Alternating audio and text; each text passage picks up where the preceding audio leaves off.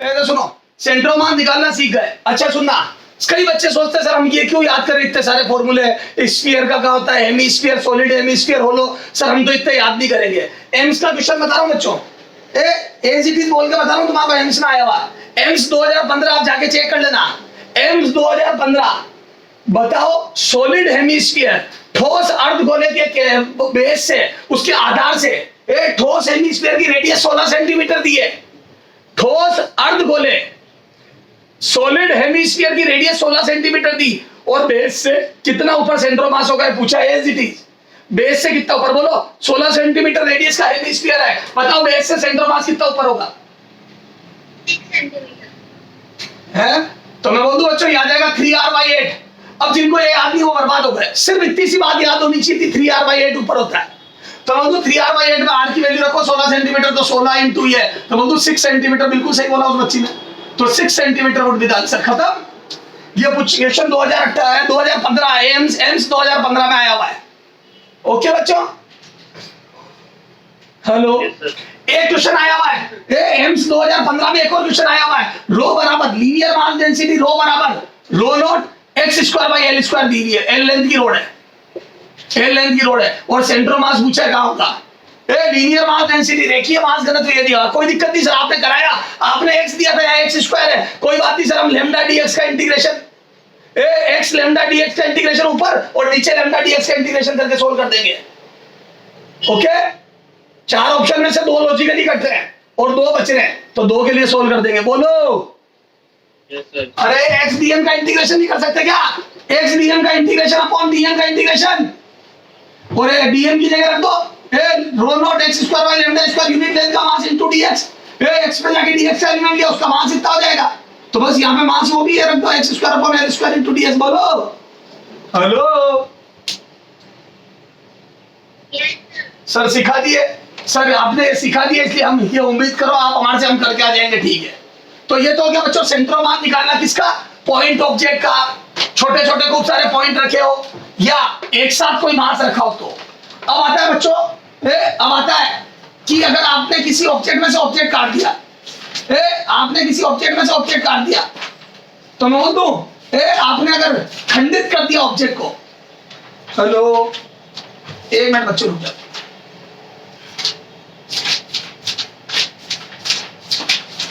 चला जाओ। तो अब देखो, जैसे मैंने क्या करा बच्चों, ये डिस्क थी, तो बोल दो पूरी डिस्क का सेंटर मास, तो सेंटर पे होता है मेरे बच्चे। समझना, इसको भी लॉजिक से करूंगा, रामायण लंबी और इसमें क्वेश्चन आते हैं, और ये कांसेप्ट सीख लो क्योंकि ये सेंट्रोमास में भी काम आता है। ये आपका अपन मोमेंट ऑफ इनर्शिया, जड़त्व आघूर्ण निकालेंगे, उसमें भी काम आएगा। बॉडी में से बॉडी काट देते हैं, ये आपका इलेक्ट्रोस्टैटिक में भी काम आएगा, इलेक्ट्रिक फील्ड निकालने में। ये आपके ग्रेविटी में भी काम आएगा। तो हर जगह बॉडी में से बॉडी कट करते हैं। ओके सर, तो एक जगह सीखेंगे सब जगह लगाएंगे। तो ये डिस्क है, क्या है बच्चों? ये डिस्क है, एम मास की, आर रेडियस की, एम मास की, आर रेडियस की चकती डिस्क है, जिसका सेंटर ये रहा। ध्यान से सुनते जाना। बताओ अभी इसका सेंटर ऑफ मास का है, तो एट दिस टाइम इसका सेंटर ऑफ मास बिल्कुल सेंटर में देखो। This is the centre of mass of system. Hello, yes sir, समझना बच्चों। तो मैं बोलूं पूरे का सेंटर ऑफ मास बहुत आसान था। क्यों? क्योंकि पूरे का सेंटर ऑफ मास सेंटर पे होता है। ओके, सिमेट्री है सब तरफ देखो, एक्स एक्सिस के ऊपर नीचे भी सिमेट्री, वाई एक्सिस के दाएं बाएं भी सिमेट्री। ओके ओके, अब आता है क्वेश्चन में ट्विस्ट। वो बोलते हैं एम मास आर रेडियस की डिस्क है, इसमें से r/2 का पोर्शन कट कर दिया, खंडित कर दिया इसको, r/2 का पोर्शन कट कर दिया, तो इसको बोलते हैं ट्रांसकटेड बॉडी। ओके, ये आपने उड़ा दिया। ओके बच्चों, यस सर, और ये उड़ा के हटा दिया, यहां से बिल्कुल साफ हटा के लेकर नहीं। तो बोल दो अब बचा हुआ मास बचिए बचा, तो बोल दो दो पार्टों में बांट रहा हूं उसको, एक कटा हुआ और एक बचा हुआ। तो दिस इज कटा हुआ पोर्शन एंड दिस इज बचा हुआ पोर्शन। 2 इज बचा हुआ पोर्शन, 1 इज कटा हुआ पोर्शन। तो देयर आर 2, अब दो टीम बन गई, कटीली बची हुई, कटीली बची हुई, एक जो चली गई और एक जो बची हुई है। ठीक सर, अच्छा अब मुझे बची हुई का सेंटर ऑफ मास निकालना। What will be the coordinate of this बची हुई? ये जो बचा हुआ पोर्शन है, बचा हुआ, कटा हुआ भाग गया, बचा हुआ, ये डार्क कर दिया मैंने। इसका सेंट्रोमास, इसका बचे हुए का। बताओ लॉजिकली, बताओ लॉजिकली ए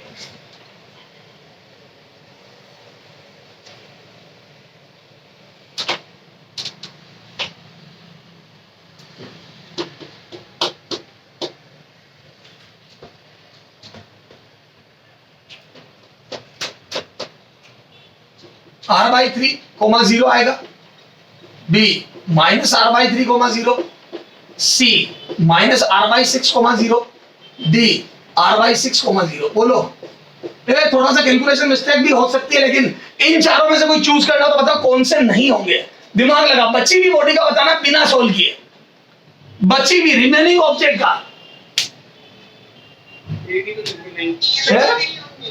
ए और डी नहीं होंगे, ए और डी नहीं होंगे, इन दो में से एक होगा। सर आप इस रिजल्ट तक कैसे पहुंचे, बताता हूं। ऐसे तो दिमाग लगाना है, क्या मैं बोलूं वाई एक्सिस के एक्स एक्सिस के रेस्पेक्ट में सिमेट्रिक है तो इसी लाइन पर होगा। हेलो, और मैं बोलूं थोड़ा इधर होगा, थोड़ा लेफ्ट में होगा, क्योंकि याद करो इधर मास ज्यादा है, अगर ये भी कटा हुआ होता तो मास एक जैसा होता। मैं बोलूं थोड़ा सा लेफ्ट में होगा, मैं बोलूं सेंट्रोमास 2 का इधर होगा, इस बचे हुए पोर्शन का सेंट्रोमास इधर होगा, x नेगेटिव आएगा, तो x पॉजिटिव तो कतई नहीं हो सकता। करंट लेता हूं x नेगेटिव आएगा, क्योंकि बचे हुए पोर्शन का सेंट्रोमास थोड़ा सा लेफ्ट में होगा ओरिजिन से। क्यों? क्योंकि लेफ्ट साइड में मास ज्यादा, देखो थोड़ी भारी है डिस्क लेफ्ट साइड से। हेलो, अरे बच्चों याद है, आप अपनी कॉपी वगैरह को उंगली पे खड़ी नहीं करते हो कई बार, बैलेंस बनाने के लिए और घुमाते हो, याद है फुटबॉल वगैरह को, तो सेंट्रोमास के अबाउट घुमाना पड़ता है। तो कई लोगों का बैलेंस बनता है, कई का नहीं बनता। जो सेंट्रोमास का बढ़िया ज्ञान ले लेते हैं इंट्यूशन से, उनका बन जाता है बैलेंस। तो जो लोग अच्छे से घुमा पाते हैं उनको सेंट्रोमास इंट्यूशन से बहुत अच्छे से समझ में आ जाता है। उन्हें नहीं पता होता वो सेंट्रोमास के अबाउट घुमा रहे होते, लेकिन हाँ इंट्यूशन ही उनके ऐसे हो जाते हैं कि उनको पता पड़ जाता है कि यहाँ रखने पर ये बैलेंस रहेगी। बोलो, चलो क्या छोड़ो। अब मैं बोलता बच्चों ये मुझे पता करना है, तो बोलूं दो ऑप्शन तो अभी भी बच गए, तो अब इन दोनों में से कौन सा होगा ये तो पता ही नहीं पड़ता आपने को। तो आ जाओ सोल्व कैसे करते हो बताता हूं, तो सुनना ध्यान से। क्या मैं बोलूं बचे हुए का सेंट्रोमास माना ये है, तो मैं बोलूं यार तो बचा हुआ मास, ये सेंट्रोमास ऑफ बचा हुआ पोर्शन 2, बचा हुआ।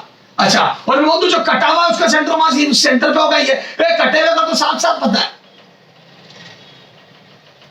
हेलो, कटे हुए का तो देखो r/2, 0 पे होगा, कटे हुए पोर्शन का सेंट्रोमास तो r/2, 0 पे होगा। क्यों? क्योंकि कटी हुई सिमेट्रिक डिस्क है, जो कट के गई है वो तो डिस्क पूरी यूनिफॉर्म थी, तो बंधु इसका सेंट्रोमास तो r/2, 0 पे होगा। हेलो, तो मैं बोल दूं जो कट के गया उसका सेंट्रोमास पता है, जो पूरा था उसका पता है, बस जो कटा हुआ जो बचा हुआ है उसका नहीं पता, वही तो मुझे पता करना है। तो बचे हुए का नहीं पता, पार्ट 2 का नहीं पता, पार्ट 1 का पता था और सिस्टम का पता है। पूरे सिस्टम का सेंट्रोमास ये रहा मिड में यहाँ पे, और कटे हुए का ये रहा और बचे हुए का ये। तो मैं बोलूं बचा हुआ प्लस कटा हुआ मिलके ही तो ये होगा। कटे हुए को वापिस लाके रख दूं तो कटा हुआ प्लस बचा हुआ मिलके सिस्टम बनेगा। जो कट गया और जो बच गया उन दोनों को वापस मिला दो तो सेंट्रोमास 0,0 पे जाएगा। हेलो, हाँ तो सर ये तो बात तय है कि जो कट गया और जो बच गया उसका मिला के सेंट्रोमास ये है, लेकिन सर कितना कटा और कितना बचा ये कैसे पता पड़ेंगे मास? सर अगर आप मेरे को इसका मास बता दो और इसका मास बता दो तो हमारा काम हो गया। सारे मास को यहाँ रख देंगे कैपिटल एम को, ये सारे मास कैपिटल एम को यहाँ रख देंगे, ये कैपिटल एम बन जाएगा सारा मास। Total mass of system was M, ये पूरी डिस्क का मास एम था वो यहाँ रख देंगे। बस आप तो ये बता दो ये कितने मास है, तो सारा मास यहाँ रख देंगे, ये तो हमें पता है। पर पहले ये बताओ कटा है वो मास कितना है। तो सुनना बच्चों, एक बार मैं सोल्व कर रहा हूं फिर तेरे को याद कराऊंगा क्योंकि ये तेरे 10 जगह काम आएगा, तो बार बार इतनी कैलकुलेशन नहीं करनी है। तो एक बार मैं कर रहा हूं, समझा रहा हूं, उसके बाद रटवा दूंगा। हालांकि रटवाऊंगा नहीं, वो सब लॉजिक पे ट्रांसफर हो जाएगा। तो बोल दो सुनो, पूरी डिस्क का एरिया तो बोल दो पाई r स्क्वायर, तो मैं बोल दो पाई r स्क्वायर डिस्क का मास m था।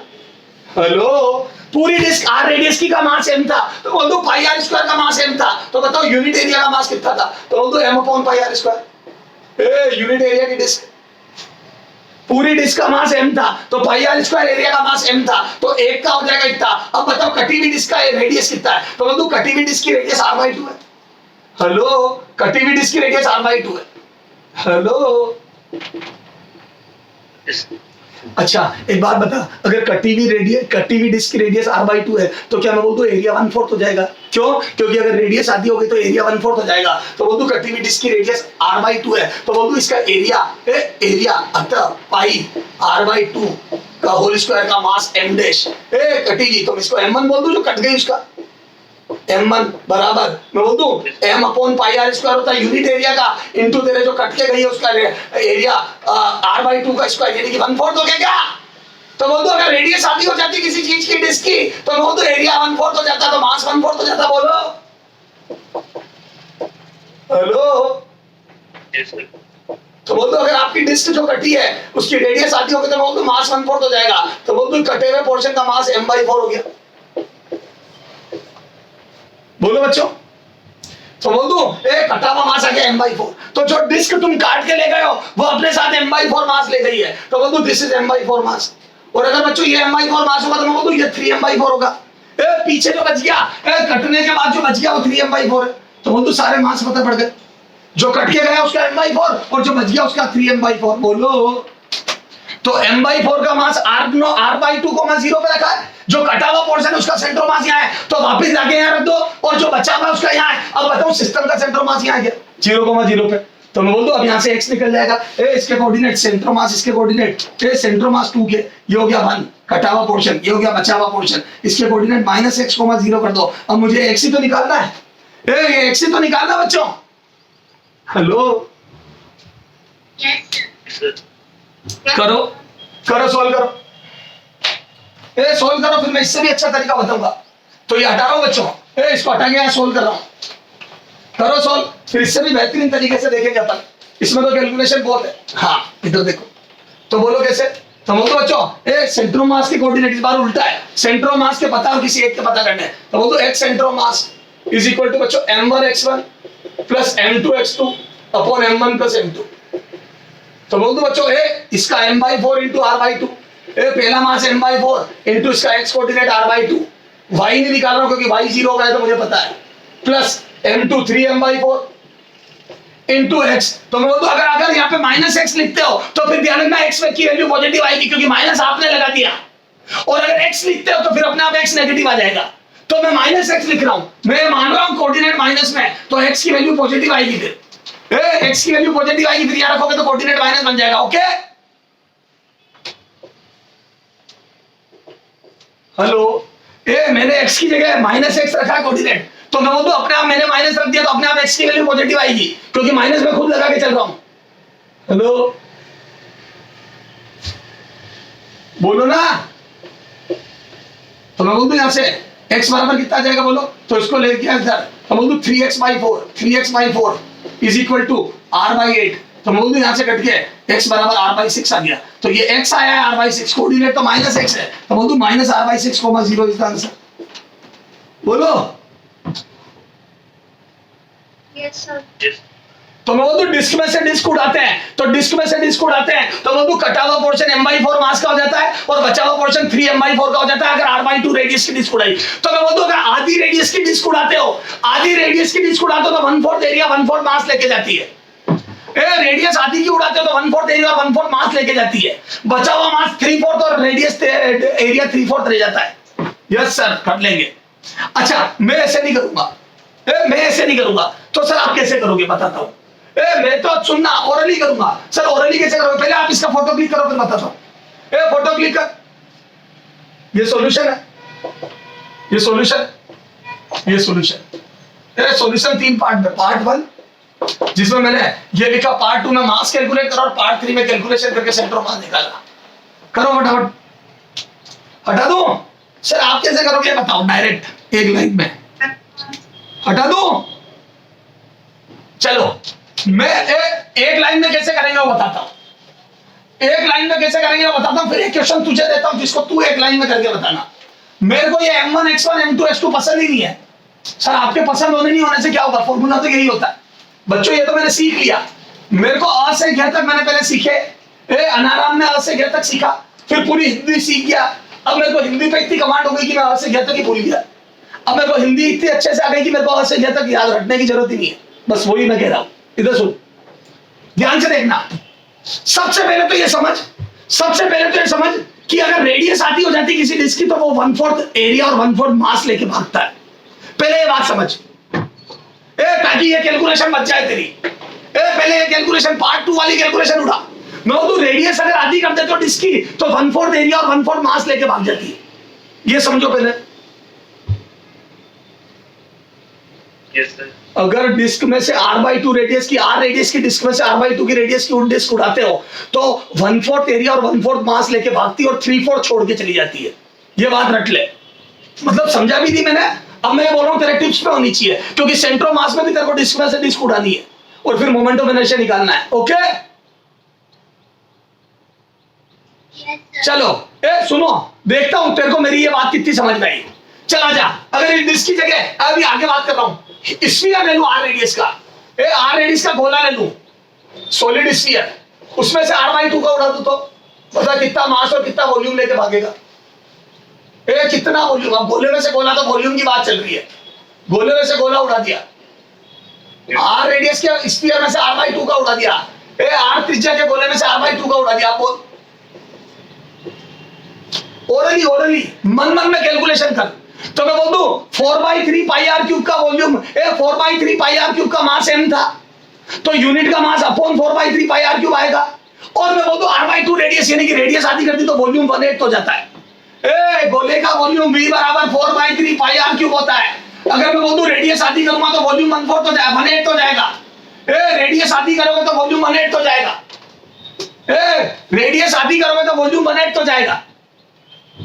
Yes, sir. तो मैं बोल दूं सुनो, final moral of the story, disc में से डिस्क उड़ाते हो आधी रेडियस की तो 1/4 मास और 1/4 एरिया चला जाता है, और गोले में से गोला उड़ाते हो r/2 रेडियस का तो 1/8 वॉल्यूम और 1/8 मास चला जाता है। m/8 मास चला जाएगा और v/8 वॉल्यूम चला जाएगा। खत्म। Yes, sir. Yes. अरे मेरे बच्चे, काम हो गया अपना।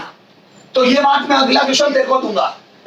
तो मेरे हिसाब से तेरे बात समझ में आ गई कि कैसे सोचते हैं ओरली। तो मैं बोल दूं जितना पार्ट जाएगा उतना वॉल्यूम ले जाएगा, उतना मास ले जाएगा। जितना पार्ट कट के जाएगा उतना मास ले जाएगा और बचा हुआ छोड़ जाएगा। Hello, Yes. ठीक है। चलो सर, ये तो समझ में आ गया। अब आप ओरली कैसे करोगे एक लाइन में बताता हूं। ये डिस्क वाले क्वेश्चन पे वापस आते हैं। क्या मैं बोल दूं पूरे सिस्टम का सेंटर मास 0,0 पे? क्या मैं बोल दूं m/4, जो पोर्शन कट के गया उसका मास 1/4 है। ओरली सोच लिया। r/2 रेडियस की डिस्क उड़ाई है तो 1/4 मास 1/4 एरिया चला गया, तो ओरली सोच लिया ये r/2 0 पे रखा था। और मैं बोल दूं 3m/4 बचा। 3m/4 बता, 3m/4 ज्यादा दूर होगा या पास होगा? अब बता, 3m/4 सेंट्रल मास से ज्यादा दूर होगा या पास होगा? पास होगा। पास होगा। आज की फर्स्ट क्लास में मैंने सिखाया था, शुरू में सिखाया था। सेंट्रल मास में सबसे पहले यही बात बताई थी, मास के उल्टे रेशो में। और मैं बोलूं ये 3 गुना मास है, 3 टाइम्स। Hello, Yes, sir. अरे मेरे बच्चों, जो मास डिस्क छोड़ के गई है वो 3 गुना है। तो मैं बोलूं 3 गुना मास है तो डिस्टेंस 1/3 होगी। मेरे बच्चों ये 1/3 डिस्टेंस पे होगा। मेरे बच्चों, this would be the at 1/3 distance. Mass 3 गुना है, 3 गुना। और मैं बोल दूं मास 3 गुना है तो सेंट्रो मास ये बोलता है कि जितना हैवी पार्टिकल होता है उतना सेंट्रो मास के करीब होता है। और मैं बोल दूं सिस्टम का सेंट्रो मास ये है, और अगर ये r/2 है तो मैं बोल दूं 1/3 डिस्टेंस पे होगा। तो बोल दूं r/2 की 1/3। मास 3 गुना है तो डिस्टेंस 1/3 होगी, और अगर डिस्टेंस 1/3 होगी तो r/6। आंसर खत्म और नेगेटिव। क्यों? क्योंकि इधर मेरे बच्चे अब समझ में आया मेरे क्यों इतना चिल्ला के वो बातें समझाई थी? Yes. बेटा, दम तो लगाना पड़ेगा, दिमाग पे जोर तो डालना पड़ेगा। कई बार ऐसा लगेगा कि नहीं समझ में आएगा, लेकिन जब 2 क्वेश्चन करोगे सब समझ आएगा। तो क्या मैं बोल दूं बच्चों m/4 मास r/2 पे है तो मैं बोल दूं बचा हुआ 3m/4, जो बची भी पोर्शन है डिस्क का वो 3 गुना भारी है, तो उसका सेंट्रो मास तो 1/3 दूरी पे ही आएगा, क्योंकि सेंट्रो मास की डेफिनेशन ही यही होती है, जितना भारी मास उतना करीब। सेंट्रो मास हमेशा भारी की तरफ होता है। अब मुझे सेंट्रो मास पता है तो मैं बोल दूं भारी वाले को करीब रखूंगा। इस बार उल्टा, सेंट्रो मास पता है तो मैं बोल दूं भारी वाले को करीब रखूंगा। कितना करीब रखूंगा? जितना ज्यादा भारी होगा उतना करीब रखूंगा। मैं बोल दूं ये 3 गुना भारी है तो 1/3 डिस्टेंस पे रखूंगा। तो आंसर इज r/2 का 1/3। अगर m/4 मास r/2 दूरी पे है तो बोल दो अगर 3 गुना मास है तो 1/3 दूरी पे रखूंगा तो बोल दो ये दूरी 1/3 होगी। ये सिखाया मैंने, ये दूरी 1/3 होगी। तो बोल दो अगर आगे r/2 पर है मास m/4 तो बोल दो 3m/4 मास 3m/4 मास जो कि 3 गुना ज्यादा भारी है, मैं बोल दू 1/3 दूरी पे होगा तो 1/3 3 गुना मास अगर 3 गुना है तो बोल दू डिस्टेंस 1/3 ऑफ r/2 होगी। बोलो सेंट्रोमास से 1/3 ऑफ r/2 होगी और 1/3 ऑफ r/2 इज r/6। बोलो तो r/6 पीछे होगी और r/6 पीछे का मतलब कोऑर्डिनेट माइनस r/6 0 होगा। खत्म। Yes sir. सर एक ऐसा क्वेश्चन हमारे को भी दो ना, हम करके बताएंगे आपको। चल आ जाओ करके बताओ, करके बताओ।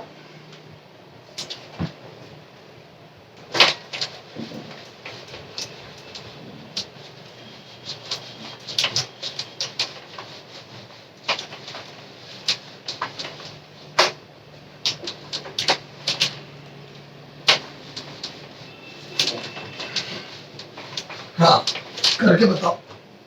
इधर देखो, इधर देख, ये मास का रेडियस का स्फीयर है बच्चों, ये मास का रेडियस का स्फीयर है। हाँ इसमें से r/2 का पोर्शन कट कर दिया। बिना पेन चला है सेंट्रोमास बताओ।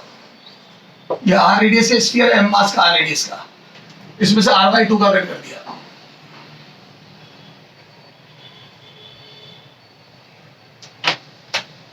अब बताओ सिस्टम बचे होगा सेंट्रोमास।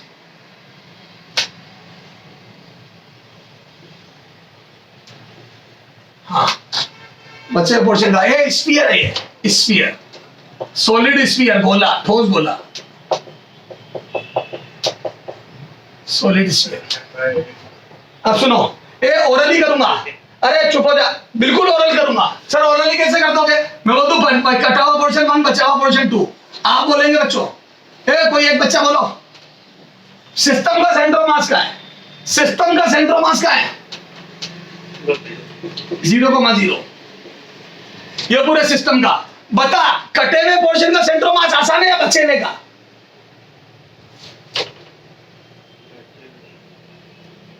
अरे बोलो ना, कटे हुए का आसान है या बचे हुए का? कटे हुए का। कटे हुए का r/2, 0 पे, कटे हुए पोर्शन का r/2, 0 पे, क्योंकि वो भी सिमेट्रिक गोला है। अच्छा बता, कटा हुआ पोर्शन अपने साथ मास कितना ले गया? तो मतलब तो गोले में से गोला जाता तो 1/8 वॉल्यूम हो जाता है। क्यों? r/2 रेडियस का गोला गया तो 1/8 वॉल्यूम गया और 1/8 गया तो मास भी m/8 गया। तो मतलब तो कटा हुआ मास m/8 है और मैं बोलूं बचा हुआ मास 7m/8 है। लो बता, जो बचा हुआ मास है वो भारी है या हल्का है? जो बचा हुआ मास है वो कटे हुए मास से ज्यादा है या कम? ज्यादा। ज्यादा। कितना गुना? कितना गुना? 7 गुना। अच्छा तेरा कंसेप्ट क्या बोलता है? सेंट्रोमास का जो समझ है वो क्या बोलती है? अगर मास 7 गुना है तो बताए डिस्टेंस, ये जो यहां से आगे r/2 है वो पीछे कितनी होगी? सेंट्रोमास से आगे r/2 है तो पीछे कितनी होगी? बोलो ज्यादा या कम? कम, क्योंकि मास 7 गुना है। मास 7 गुना है तो मैं बोल दूं ये 7 गुना मास थोड़ा करीब होगा। हेलो, तो बोल दो मास अगर 7 गुना तो डिस्टेंस 1/7 होगी। तो बोल दो मास 7 गुना है तो डिस्टेंस 1/7 टाइम्स ऑफ r/2। तो बोल दो r/2 का 1/7 तो मैं बोल दो r/14। तो आंसर इज r/14 पीछे, तो कोऑर्डिनेट आ जाएंगे -r/14, 0। खत्म बच्चे एक लाइन में। दिस इज द मास में से मास निकालने के बाद सेंटर ऑफ मास। इससे मोमेंट ऑफ इनर्शिया में भी मास में से मास उड़ाएंगे तो रट लो, डिस्क 1/4 मास ले जाती है अगर आधी रेडियस की डिस्क उड़ाते तो, और गोला 1/8 मास ले जाता है अगर आधी रेडियस का गोला उड़ाते तो। खत्म मेरे बच्चे? हेलो बोलो मेरे बच्चों, कंपटीशन में आए हुए क्वेश्चन देखते हैं। चलो यस सर। हाँ तो सर ये समझ में आ गया। तो सर सेंट्रोमास निकालना तो आ गया। चलो आ जाओ, करो इसको, नोट करो, फिर क्वेश्चन करा रहा हूं। फटाफट खत्म करते, जल्दी करो, नोट करो, इसको हटा दो। Yes sir. चलो अब आगे बात करते हैं मेरे बच्चों। तो सर ये तो बहुत अच्छा समझ में आया और बहुत शानदार चीज लगी है। तो हम तो आज से आज तक सर बहुत जबरदस्त कैलकुलेशन करते थे, इसमें बहुत टाइम लगता था क्योंकि पहले मास निकालते थे। अब तो सर मास भी सीधा याद रखेंगे, डिस्क में से डिस्क 1/4 गोले में से गोला 1/8, ये चला गया तो बचा हुआ 7/8, उधर बचा हुआ 3/4, खत्म। और उसके बाद जितना ज्यादा मास उतना पास में सेंटर ऑफ मास के, खत्म। सर बहुत मजा आया, चले आगे। अब समझ में आई वो जो m1x1 बराबर m2x2 बताया था उसका मीनिंग? Yes. हाँ, अब सुनो बच्चों, इधर देखो, अब देखो कुछ क्वेश्चन लिखो फटाफट। तो कुछ क्वेश्चन में आ गया बच्चों, देखो जब सुनना, if पोजीशन वेक्टर स्थिति सदिश ऑफ 1 kg एंड 2 kg मास, अरे 1 किलो और 2 किलो के पोजीशन वेक्टर RA बराबर I प्लस जे प्लस के है। अरे यार बच्चों, अलग अलग पोजीशन पे रखे हैं मास, वो तो होता ही है सर। ये तो हो गया A का 1 kg का, और 2 kg का पोजीशन वेक्टर है बच्चों RB बराबर 2I माइनस जे प्लस 3K। ठीक है ये। अब वो पूछ लेता, बताओ बताओ, ये I कर ले, 6 कर ले, और ये 4K कर ले। अब वो मुझसे बताओ सेंटर ऑफ मास का पोजीशन वेक्टर और सेंटर ऑफ मास। अरे यार क्या अच्छा क्वेश्चन है, ये बता देता हूं तेरा अच्छा क्वेश्चन एपीएमटी 2009 में पूछा है। डेटा एग्जैक्ट नहीं दिया मैंने, लेकिन कंसेप्ट एग्जैक्ट दिया है। ये वैल्यू मैंने मेरी मर्जी से लिख दी, क्योंकि देख के लिखता टाइम लगता। तो एपीएमटी 2009 का क्वेश्चन है। अब क्या क्वेश्चन पूछते हैं यार, कर लोगे? सेंटर ऑफ मास के कोऑर्डिनेट बताने, तो बोलो पहला फॉर्मूला सेंटर ऑफ मास का, तो मैं बोलूं आर सेंटर ऑफ मास बराबर, इसमें एक्स और वाई और जेड तीनों आ गए बच्चों। इस फॉर्मूले में तीनों आ गए, एक्स कोऑर्डिनेट एक्स के साथ आई के साथ कैलकुलेट होता रहेगा। तो बोलो m1 r1, आपका पोजीशन वेक्टर लिख दो, इसमें ऐसा हो गया। अरे यार समझ गए क्या? Yes.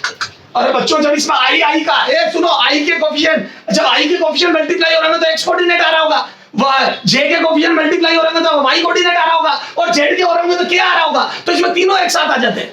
m1x1 plus m2x2 upon m1 plus m2 भी सॉल्व हो रहा है, m1y1 plus m2y2 upon m1 plus m2 भी सॉल्व हो रहा है, और m1z1 plus m2z2 upon m1 plus m2 भी सॉल्व हो रहा है। देखो लिख के देखो, लिख के देखो, मैं बोल दूं 1 kg 1 into r, ये लिखो i plus j plus k।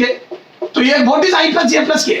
x, ये x1, ये y1, ये z1 प्लस ये 2 kg, ये क्या है i minus j plus 4k, ये क्या है? तो ये क्या है x2 y2 z2 divide by m1 plus m2। अरे ये देखो ना, अब ये वाली कैलकुलेशन है, ये पहली calculation m1x1 plus m2x2 upon m1 plus m2 है। दूसरी calculation m1y1 plus m2y2 upon m1 plus m2 है। समझ रहे हो मेरी बात को? Yes. तो वो तीनों एक साथ सोल्व हो रहे हैं, X coordinate, Y coordinate, Z coordinate. ठीक है सर, अपने को क्या करना है? तो मैं बोल दूं आई और आई 2i प्लस 3i, ये 2i प्लस 1i, तो ऊपर आ जाएगा 3i, तो ये एक्स कोऑर्डिनेट। फिर जे, तो मैं बोल दूं ये जे माइनस ही आ जाएगा, और k सॉल्व करोगे तो k प्लस 8 के 9 क्या आ जाएगा, और divide by 3।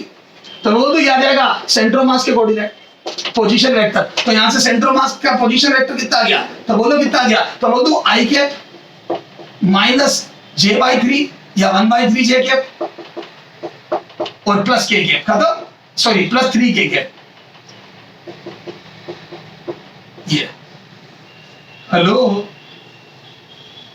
Yes, sir. Yes, sir. तो सर समझ में आ गया बहुत अच्छे से। ये तेरा एपीएमटी 2009 का क्वेश्चन है सर, बहुत आसान था। तो आसानी आता क्या है?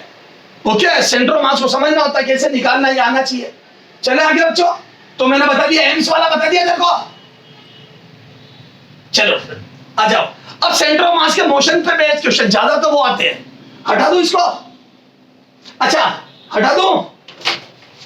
Yes, sir. अरे कोई करने की जरूरत नहीं है, सदा सा क्वेश्चन। हाँ तो सर कर लेंगे, तो फॉर्मूला बेस्ड क्वेश्चन है, आराम से हो जाएगा आपसे। अब सुनो, सेंटर ऑफ मास के मोशन के बारे में मैं लास्ट टाइम पे पढ़ा चुका हूं। क्या कि आप देखो सेंटर ऑफ मास की पे को कहां रहे, सेंटर ऑफ मास कहां होगा, ये अपन ने अभी तक सीख लिया। तो सारे मास को वहां रख दो। सेंटर ऑफ मास की वेलोसिटी क्या होगी? सेंटर ऑफ मास की वेलोसिटी क्या होगी? ये मैं बोल दूं, सारे पार्टिकल के इंडिविजुअल मोमेंटम निकाल के टोटल कर दो, वो ऊपर आता है m1v1 plus m2v2 plus m3v3। ये क्या है ऊपर? सारे पार्टिकल का इंडिविजुअल मोमेंटम का total, divide by total mass कर दो तो ये सिस्टम का मोमेंटम आ जाता है, या मैं बोल दूं सिस्टम की सेंटर ऑफ मास की वेलोसिटी आ जाती है। तो मैं बोलूं ऊपर आता है टोटल मोमेंटम इंडिविजुअल पार्टिकल का, और ये सारा मास उधर भेज दो सेंट्रो मास की तरफ, तो velocity of centres mass into total mass, ये आ जाता है सेंट्रो मास का मोमेंटम। तो मैं बोल दूं सेंट्रो मास एक ऐसा पॉइंट है, उसका जो मोमेंटम होगा वही सबके इंडिविजुअल का टोटल होगा, नहीं तो सेंट्रो मास की स्टडी का कोई मतलब ही नहीं हुआ। तो मैं बोल दूं इंडिविजुअल पार्टिकल के मोमेंटम का जो टोटल होगा, उनके सबके इंडिविजुअल समय का जो टोटल होगा वेक्टर सम, वही सेंट्रो मास का मोमेंटम आना चाहिए अगर आप सेंट्रो मास की स्टडी कर रहे हो तो। बोलो Yes, sir. हेलो। हाँ Yes, sir. हाँ, अब इधर देखो, इधर देखो, इधर सुनना। अच्छा, और सेंट्रो मास में फोर्स कितना लगेगा, तो मैं बोलूं सेंट्रो मास पे आप उतना ही फोर्स लगाओगे जितना इंडिविजुअल फोर्स का सम आएगा। m1a1 पहले पार्टिकल पे फोर्स, m2a2 दूसरे पार्टिकल पे फोर्स, m3a3 तीसरे पार्टिकल पे फोर्स, इन सब का टोटल कर दूंगा तो नेट फोर्स आ जाएगा, और ये जो नेट फोर्स आएगा बच्चों सेंट्रो मास पे भी उतना ही नेट फोर्स लगेगा। Okay Yes, sir. हाँ, अब सुनना, ए सुनना चुपचाप।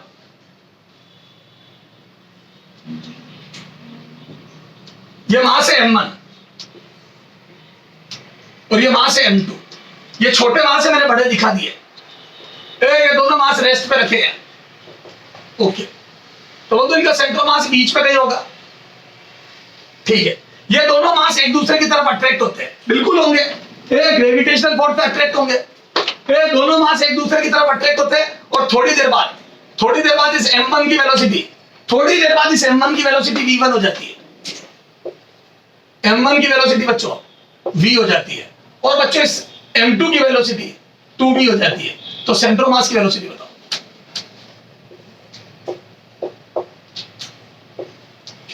सेंट्रो मास की वेलोसिटी और सेंट्रो मास, ठीक है। ये करो, ये दो मास रखे, दोनों रेस्ट पे, दोनों एक दूसरे के से म्यूचुअली अट्रैक्ट होते हैं, और थोड़ी देर बाद वेलोसिटी इसकी v1 होती, इसकी v होती है, इसकी 2v हो जाती है। तो सेंट्रो मास की उस समय पर वेलोसिटी बताओ। ये आया हुआ AIPMT 2010 का क्वेश्चन है, AIPMT प्री 2010 का क्वेश्चन है। सेंट्रो मास की वेलोसिटी बता दी। चलो ऑप्शन देता हूं, A v upon m1 plus m2, B m1 b upon m1 plus m2, C 0, D none।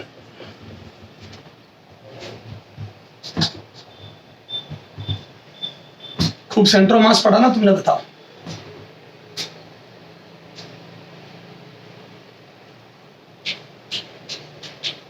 बोलो, बताता हूं, आंसर इज 0। अब देखो सेंट्रो मास की जिसको समझ नहीं है बच्चे को, वो कैसे बर्बाद होता है, देखो 0 याद है। एक बात बता अभी सेंट्रो मास का है सर, यहां कहीं होगा, हमें क्या पता, क्योंकि आपने मास तो दिया ही नहीं है। चलो क्या, कोई बात नहीं, मैंने m2 को भारी मान लिया, हाँ m2 को हल्का और m1 को भारी मान लिया। यहाँ ये रहा सेंट्रो मास, ये तो हो गया, यहाँ पे सारा मास रख सकता हूँ। समझना बच्चों क्या मतलब होता है उन फॉर्मूलों का, m1 v1 plus m2 v2 upon m1 plus m2 का, बताता हूँ। सारा मास यहाँ रख दिया, तो यहाँ पे total mass m1 plus m2 रख दिया, ये तो हो गया सेंट्रो मास का मतलब। ये जो अभी तक अपन सेंट्रो मास निकालते हैं उसका मीनिंग ये है। अब मुझे पता है इसकी वेलोसिटी कितनी होगी, इसकी वेलोसिटी कितनी होगी, 0। अब समझ में आई बच्चों। ए सुनो, अभी इस वाले पार्टिकल की इनिशियल वेलोसिटी v1 0 है, क्यों, क्योंकि ये चल ही नहीं रहा, लिखा है साफ साफ रेस्ट पे, और वो भी रेस्ट पे। अरे बच्चों जब दोनों रेस्ट पे है तो सिस्टम का नेट मोमेंटम ही 0 है, तो सेंट्रो मास को कैसे चला सकते हो आप। तो मैं बोल दूं बच्चों, ए सेंट्रो मास यहाँ है, और अब सेंट्रो मास की वेलोसिटी कितनी होगी इनिशियल, तो मैं बोल दूं ए वेलोसिटी ऑफ सेंट्रो मास का फॉर्मूला बड़ा अपन है, m1 v1 plus m2 v2 upon m1 plus m2। अब समझ में आया इस बात का मतलब, ये है इंडिविजुअल मोमेंटम। तो इंडिविजुअल मोमेंटम का टोटल, और टोटल मास को है ये m1 प्लस m2 को यहाँ लाके रख दो, तो बोल दो यार m टोटल आ जाएगा। ए इसको उठा के लाओगे तो m total into velocity of centres mass, ये सेंट्रो मास का मोमेंटम आ जाएगा। बोलो, तो मैं बोल दूं ये सारा मास इधर लाना बच्चा। अरे यार समझ नहीं रहा है क्या, इस m1 प्लस m2 को उधर लाके देख, यहाँ कुछ समझ ही नहीं आएगा। यहाँ रखेगा कुछ समझ नहीं आएगा, फिर तो फॉर्मूला रटेगा तू। मैं बोल दूं ये बोलना चाहता है कि वेलोसिटी ऑफ सेंट्रो मास जो होगी वो m total m1 plus m2 into velocity of centres mass. तो मैं बोल दूं ये सेंट्रो मास का मोमेंटम है, ये लेफ्ट में, जैसे नीचे वाले मास को उधर ले जाता है, ये सेंट्रो मास का मोमेंटम बन जाता है। तो समझो ये इक्वेशन क्या बोलना चाहती है, ये इक्वेशन ये बोलना चाहती है कि इंडिविजुअल पार्टिकल के मोमेंटम का टोटल इनका अलग अलग मोमेंटम का टोटल सेंटर ऑफ मास के बराबर आएगा, या सेंटर ऑफ मास का मोमेंटम उतना ही होगा जितना इनका टोटल होगा। बिल्कुल सही बात है, तभी तो सेंटर ऑफ मास इनको रिप्रेजेंट करेगा। कैसे आ सकता है अलग अलग मोमेंटम? हाँ, तो मैं बोलूं initial momentum of this system was zero, तो मैं बोलूं सेंटर ऑफ मास की वेलोसिटी जीरो रहेगी। बोलो सिस्टम का इनिशियल मोमेंटम देखो, दोनों का जीरो जीरो था, v1 जीरो और मैं बोलूं v2 भी जीरो, चुपचाप पड़े। तो बोलूं शुरू में वेलोसिटी जीरो जीरो थी, तो मैं बोलूं सिस्टम की सेंटर ऑफ मास की वेलोसिटी भी जीरो ही होगी। अगर जीरो नहीं होगी तो आप जस्टिफाई कैसे करोगे सेंटर ऑफ मास रुका हुआ होने को? ये दोनों पार्टिकल रुके हुए तो सेंटर ऑफ मास चल ही नहीं सकता, सवाल ही पैदा नहीं होता। तो बोलूं centre of mass is at rest initially. Hello, तो ये सेंटर ऑफ मास रेस्ट पे। बच्चों आप रेस्ट पे तो मैं भी रेस्ट पे। Ultimately I depends upon you. तुम सब सो रहे हो तो मैं भी सो रहा हूं, क्योंकि तुम्हारी तो क्लास लेता था मैं। जब तुम ही सो रहे हो तो मैं कैसे काहे की क्लास लूं? ओके सर, ठीक है, चलो ठीक है सर, शुरू में जीरो है पर थोड़ी देर बाद तो चलने लग गए ना दोनों। अरे बेटा थोड़ी देर बाद चलने लग गए तो म्यूचुअल इंटरेक्शन से चले, बाहर से कोई फोर्स लगाएगा सिस्टम पे? कोई एक्सटर्नल फोर्स? No sir. और अगर मैं बोलूं तो एक्सटर्नल फोर्स नहीं है तो दुनिया की ताकत सेंटर ऑफ मास को नहीं ला सकती। अगर ये दोनों चले तो एक का मोमेंटम आगे बढ़ा होगा तो एक का पीछे बढ़ा होगा, गारंटी ले रहा हूं। सिस्टम का नेट मोमेंटम जीरो ही रहेगा, क्योंकि ये इसको जितना एक्सेलरेट करेगा ये इसको उतना ही एक्सेलरेट पीछे करेगा, मतलब उसी फैशन में चलाएगा कि मोमेंटम जीरो रहे। तो मैं बोलूं इंटरनल फोर्स की वजह से सिस्टम का सेंटर ऑफ मास हिल ही नहीं सकता। तो क्या मैं बोलूं सेंटर ऑफ मास यही का यही रहेगा, का मतलब वेलोसिटी विल बी जीरो। तो ये बेवकूफ बनाने के लिए तुम्हारे को v2 भी दे दिए। मैं बोलूं जीरो, सेंटर ऑफ मास की वेलोसिटी इनिशियल से निकल गई। हेलो सर, शानदार क्वेश्चन था ये, क्वेश्चन बहुत अच्छा था। ये एआईपीएमटी 2010 में पूछा। ऐसे क्वेश्चन होते हैं कंसेप्चुअल, जो क्या होता है दिखने में बहुत सीधे होते हैं लेकिन गलतियां करवाते हैं, सोच ही नहीं आती है बच्चे की। क्यों? क्योंकि उसके कंसेप्ट ही नहीं होते। बोलो। चलो ऐसा एक और क्वेश्चन पूछा है एआईपीएमटी ने, वो बताता हूं। ये क्वेश्चन है बच्चों, अगला क्वेश्चन जो मैं दे रहा हूं बच्चों, एग्जैक्ट वही डेटा दे रहा हूं जो एआईपीएमटी में है। ये क्वेश्चन है एआईपीएमटी 2009 का, 2009 का। तो 9 और 10 में बहुत अच्छे क्वेश्चन पूछे। चले वो मोशन पे भेज दे, वो भी सेंटर मास के। नोट करो इस क्वेश्चन को, अच्छा क्वेश्चन है, स्टार मार्क करके नोट करना। चलो ऐसा एक क्वेश्चन और देता हूं जो पहले कभी आया हुआ है, करो इसको नोट करो। एक क्वेश्चन और दे रहा हूं सर, जल्दी कर बच्चे। ये आया हुआ है क्वेश्चन नंबर 2015 में, एआईपीएमटी 2015 में। एआईपीएमटी 2015 में आया हुआ question as it is data के साथ दे रहा हूं। हटा दूं इसको? चलो 2015 एआईपीएमटी का क्वेश्चन दे रहा हूं, सेम डेटा जो आए, डिट्टो, एक भी कुछ भी चेंज नहीं करना। एआईपीएमटी 2015 का क्वेश्चन दे रहा हूं। ये तगड़े क्वेश्चन है बच्चों, ये कंसेप्चुअल क्वेश्चन है सेंटर ऑफ मास पे। सेंटर ऑफ मास निकालना तो बहुत आसान है। AIPMT 2015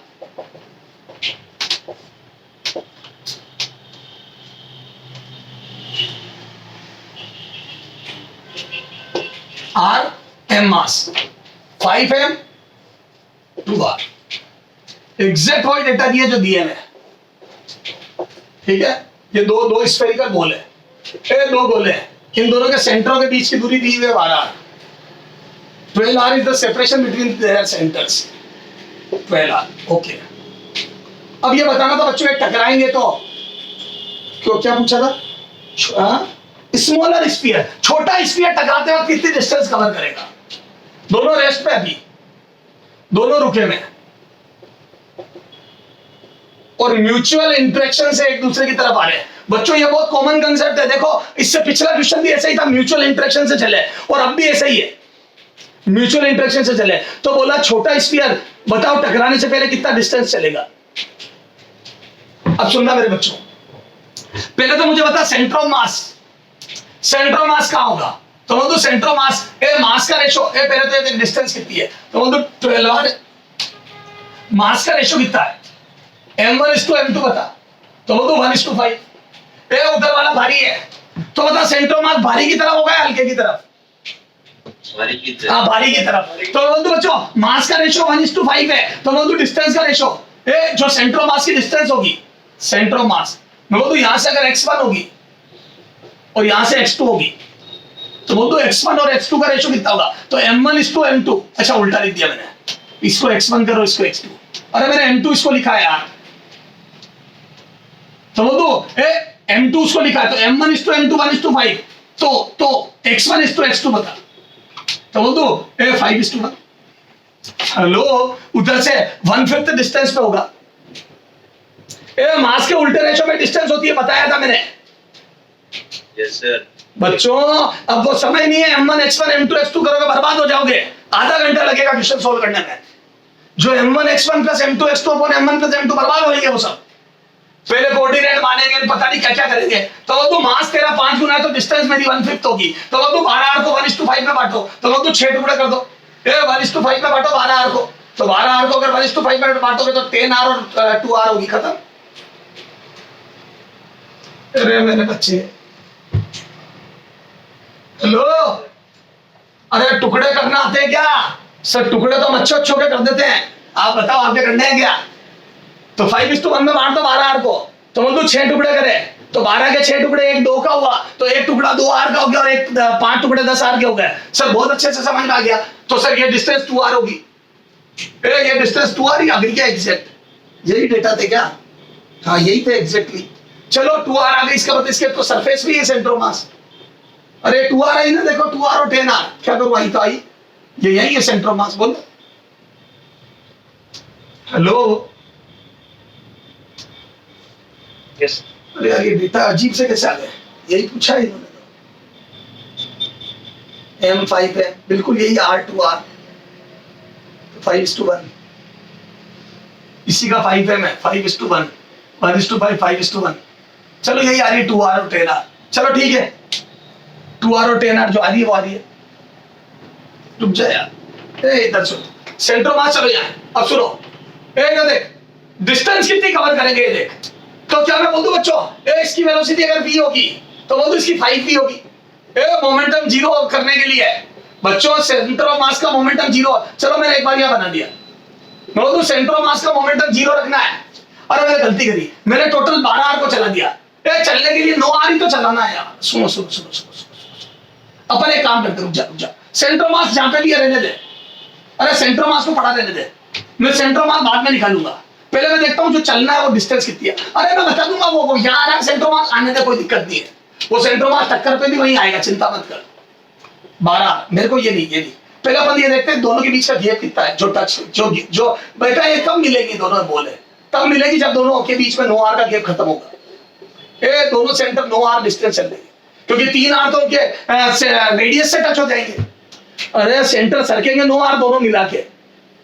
hello yes sir. अरे वो सेंटर ऑफ मास भी मैं बता दूंगा यार, वो वहीं आएगा, वो चलने के बाद भी वहीं आएगा, चिंता मत कर। तो मैं बोल दूं बच्चों दोनों को मिलके 9R चलना है। अच्छा और मैं बोल दूं स्पीड, सेंटर ऑफ मास जहां भी पड़ा है, जैसे यहाँ पड़ा है अभी अपना सेंटर ऑफ मास यहाँ आएगा, मैं बोल दूं उसकी वेलोसिटी अभी 0 है। देखो क्योंकि दोनों रेस्ट पे, अभी चल नहीं रहे हैं ये दोनों रेस्ट पे, अभी दोनों रुके हुए हैं। तो बोल दूं सेंटर ऑफ मास की वेलोसिटी 0 है। Hello hello. अच्छा और सेंटर मास जिंदगी भर यहीं पड़ा रहेगा, क्यों? तो मैं बोलूं सेंटर मास की वेलोसिटी 0 और कोई एक्सटर्नल फोर्स नहीं, तो मैं बोलूं सेंटर मास की वेलोसिटी हमेशा 0 रहेगी। तो सेंटर मास का मोमेंटम हमेशा 0 रहेगा या वेलोसिटी 0 रहेगी। और उसके लिए मैं बोल दूं अगर किसी समय पर इसकी स्पीड भी आती तो इसकी 5p आएगी, अगर अदरवाइज तो मोमेंटम 0 ही नहीं पाएगा। सेंटर मास का मोमेंटम हमेशा 0 रखना है। तो मैं बोल दूं अगर 5m की स्पीड v होगी तो m की स्पीड 5v होगी, 5 गुना ज्यादा। Yes sir. यस। बोल। Yes, sir. हाँ अच्छा सुनना, अगर इसकी v और इसकी 5v है तो मैं बोलता हूँ ये 5 गुना ज्यादा चलेगा। वेलोसिटी से देखो हर समय इसकी स्पीड 5 गुना रहेगी, हर समय। इसकी 1 है तो इसकी 5, उसकी 2 है तो इसकी 10, इसकी 3 है तो इसकी 15, 5 गुना ज्यादा रहेगी, नहीं तो सिस्टम का मोमेंटम 0 नहीं हो पाएगा। Hello yes sir. अच्छा अगर बता लेफ्ट वाले स्फीयर की स्पीड हमेशा 5 गुना ज्यादा रहेगी, तो मैं बोल दूं वो डिस्टेंस भी 5 गुना ज्यादा चलेगा। तो मैं बोल दूं टोटल 9R चल रहा है, तो मैं बोल दूं 9R को 5:1 में बांट दो। अब कर 9R को 5:1 में बांट दे, तो बोल दूं 9R को 5:1 में बांट दे क्योंकि ये 5 गुना ज्यादा चलेगा। और मैं बोल दूं 5 गुना ज्यादा चलेगा, तो मैं बोल दूं 9R को 5:1 में बांटा। 9R को मैंने 5:1 में बांटा और 5:1 में बांटते टुकड़े कितने हो गए, तो मैं बोल दूं 6 टुकड़े करे, तो मैं बोल दूं 9R/6। एक टुकड़ा हो गया 9R/6 का और एक टुकड़ा हो गया 5 9R/6 का, तो 9R/6 आ जाएगा बच्चों 1.5। 3 से काटो 3/2 1.5R, और मैं बोल दूं ये आ जाएगा उसका 5 गुना, तो मैं बोल दूं 7.5R। तो देखो एक चलेगा 7.5R और एक चलेगा 1.5R, तो मैं बोल दूं छोटा वाला स्फीयर 7.5R चलेगा। ये यहाँ से 7.5 आर चलेगा और ये यहाँ से 1.5 आर चलेगा और 1.5 आर चलेगा तो ये 0.5 दूर रह जाएगा, तो ये अपनी जगह से 1.5 आर सरकेगा और मैं बोलूँ ये अपनी जगह से कितना सरकेगा बच्चों? 7.5 आर। बोलो हेलो। Yes sir. बस यही आंसर है 7.5 आर, यही पूछा था। तो बोलूँ ये ए पॉइंट अपनी जगह से सरक के ए डैश कितना सरक जाएगा ए पॉइंट? तो बोलूँ 7.5 आर। ये this would be the 7.5 R. ये चला 7.5 आर और ये चला 1.5 आर। बोलो बच्चों सेंट है 1.5 आर। बोलो हेलो हेलो हेलो।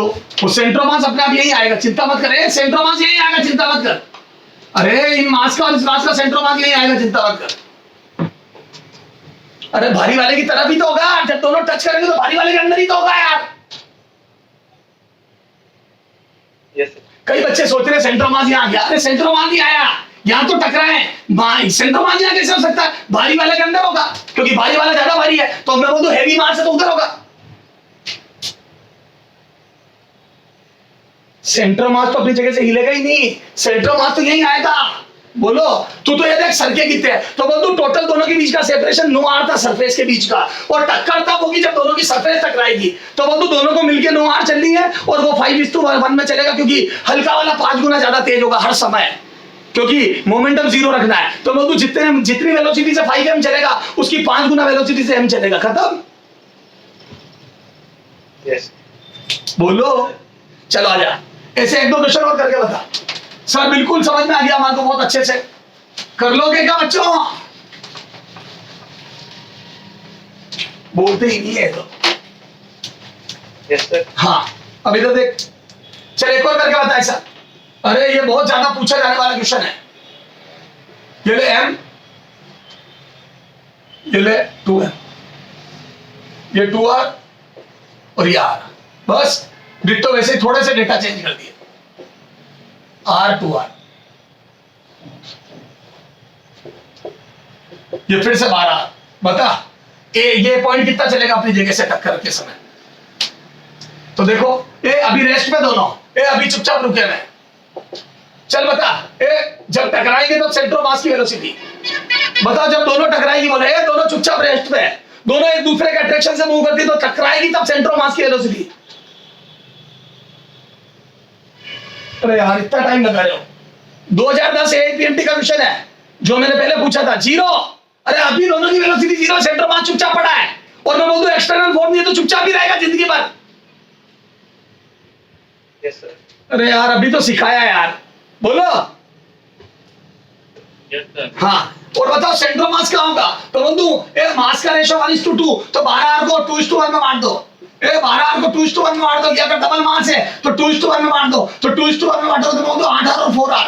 तो बोल दो भारी वाले से 4R दूर होगा। देखो सेंट्रो मास यहाँ होगा, भारी वाले से 4R दूर। बोलो तो बोल दो ये 2R, तो ये 2R और हो गया 4R दूर। तो ये बोल दो भारी वाले से 4R दूर और हल्के वाले से 8R दूर। अगर कोई सेंट्रो मास के कोऑर्डिनेट पूछ ले या पॉइंट पूछ ले तो बोल दो भारी वाले से आधी दूरी पे होगा। ए भारी वाला मान डबल है तो दूरी आधी होगी, तो 4R और 8R। लेकिन वो ये नहीं पूछेगा, वो पूछेगा बताओ टक्कर के समय दोनों कितना सरकेंगे, तो छोटा वाला कितना सरकेगा। तो अब मैं ऐसे नहीं करूंगा, अब मैं इसको नहीं बांटूंगा, ये तो सेंट्रो मास पता कर लिया था। अब देखो सरकेंगे कितना वो पता करना है, तो मैं बोल दूं जो घेर पे उसको काटो। ए सर ए टक्कर कहाँ होगी वो बताना है, तो बोल दूं दोनों के बीच का घेर हो गया 9R। इस 9R को बांटो 2:1 में। हेलो, क्योंकि इसकी स्पीड जब भी v होगी तो उसकी एग्जैक्टली डबल होगी, तभी तो सेंट्रो मास का मोमेंटम 0 आएगा। ए इसकी v होगी तो इसकी 2v होगी, तभी तो मोमेंटम कट के 0 होगा। हेलो अरे बोल ही नहीं रहे हो। अरे इसकी स्पीड जब v होगी तो इसकी अपने आप 2v होगी, नहीं तो आप मोमेंटम कैसे काटोगे यार? बोलो ना रे जल्दी जल्दी यार। तुम्हारे को खाना नहीं खाना है क्या? Yes sir. तो बांटो ना 2:1 में, फटाफट खाना है तो तो 2:1 में बांटा तो मैं बोल दूं 6R और 3R आ गया, तो बोल दूं छोटा वाला 3 है 6R चलेगा और बड़ा वाला 3R, तो बोल दूं छोटा वाला अपनी जगह से 3R 6R सरक जाएगा, तो बोल दूं ये पॉइंट 6R सरक जाएगा। अब 6R जा भी आएगा, क्या 6R वहीं आएगा 6R प्लस R 7R, फिर 2R प्लस 3R 5R, पर नहीं यहाँ गई आ रहा है, यहाँ गई टकराएंगे। सही बात है, तभी तो भारी वाले के अंदर सेंटर ऑफ मास आएगा, यहाँ गई टकराएंगे तभी तो भारी वाले के अंदर सेंटर ऑफ मास आके इसी जगह आ जाएगा। हेलो बच्चों, सेंटर ऑफ मास अलग बात है और टक्कर कहाँ होगी वो अलग बात है। टक्कर तो सेंटर ऑफ मास से इधर होगी तभी तो भारी वाले के अंदर सेंटर ऑफ मास आएगा। बोल ही नहीं रहे हो, टक्कर से पीछे होगा सेंटर ऑफ मास क्योंकि भारी वाले मास के अंदर होगा। बोलो। Yes sir. तो मैं बोल दूं जब वो पूछे बताओ बच्चों टक्कर कहाँ होगी या ए पॉइंट कितना चलेगा, तो टक्कर के लिए हमेशा जो बीच का सेपरेशन है सरफेस का वो बांटना होता है। तो बोल दूं 9R है और 9R को कैसे बांटना है, मास के उल्टे रेशो में। क्यों? क्योंकि हल्का वाला तेज चलेगा, तो बोल दूं जिसका मास आता है वो डबल स्पीड से चलेगा, तो 2:1 में बांट दो। तो 9R को 2:1 में बांटा तो 6R और 3R, तो हल्का वाला 6R चलेगा और भारी वाला 3R चलेगा। खत्म। बोलो सर, बहुत अच्छे से समझ में आ गया। अगर हमारे अंदर थोड़ी भी अक्ल है तो हम बिल्कुल समझ गए सर। हाँ अब देखो, हाँ इधर देखना, हाँ इधर देखो, इधर देख, ये एक्स एक्सिस, ये भाई वो बम ब्लास्ट वाला क्वेश्चन करा रहा हूं। ये क्या मास का बम है, पता नहीं कितना मास है, नहीं मालूम, ठीक है। इसके 3 टुकड़े हुए, एक हुआ बच्चों 1 किलो का जो इधर जा रहा है 12 मीटर पर सेकेंड से, दूसरा हुआ बच्चों 2 किलो का, देख लेता हूं डिट्टो वही डेटा दे रहा हूं जो एग्जाम में है, बिल्कुल डेटा भी चेंज नहीं कर रहा हूं, वही डेटा ताकि तुम्हें पता पड़े कि एग्जाम में कैसे कैसे क्वेश्चन पूछते हैं। 2 किलो का है बच्चों ये जो 8 मीटर पर सेकेंड से जा रहा है, समझना। ये रेस्ट पे बड़ा बम ब्लास्ट हुआ, रेस्ट, ये ब्लास्ट हुआ, ये बड़ा ब्लास्ट हो गया, बम था। इसके 3 टुकड़े हुए, एक जा रहा है इधर 1 किलो का 12 से, एक ऊपर जा रहा है 2 किलो का 8 से, और तीसरा टुकड़ा जो है उसका मास नहीं पता कितना है, वो जा रहा है इधर 4 से, ये दे दिया। बहुत ही बेहतरीन क्वेश्चन, मुझे बहुत अच्छा लगा। ठीक है सर। तो ये रेस्ट में बड़ा बम ब्लास्ट हुआ, ठीक है। ये ब्लास्ट होने से तीनों टुकड़े इसके ब्लास्टिंग से बने, ध्यान रखना। ये समझ जाना बम ब्लास्ट हुआ है यहाँ, और ब्लास्ट होके 1 किलो आगे गया, 3 किलो, 2 किलो ऊपर गया और 1 किलो, ये एम मास इधर गया। अब आपको बताना एम की वैल्यू क्या है, ये पूछा हुआ क्वेश्चन है, कौन से ईयर में पूछा बता देता हूँ। ये क्वेश्चन है एपीएमटी 2009, बहुत अच्छे क्वेश्चन पूछे 2009 में, एपीएमटी 2009 में सेंटर मास पे बेहतरीन क्वेश्चन है। हाँ अब बताओ ये एम मास कितना होगा। अब सुनो मेरे बच्चे, क्या मैं बोल दूं ये एम मास ऐसा जाएगा कि सिस्टम के मोमेंटम को हमेशा 0 रखे। वही बात है, देखो अब सिस्टम सेंटर ऑफ मास का मोशन देख रहे हैं, तो मैं बच्चों सॉल्यूशन में मैं बोल दूं सेंटर ऑफ मास अभी ओरिजिन पे, सेंटर ऑफ मास के कोऑर्डिनेट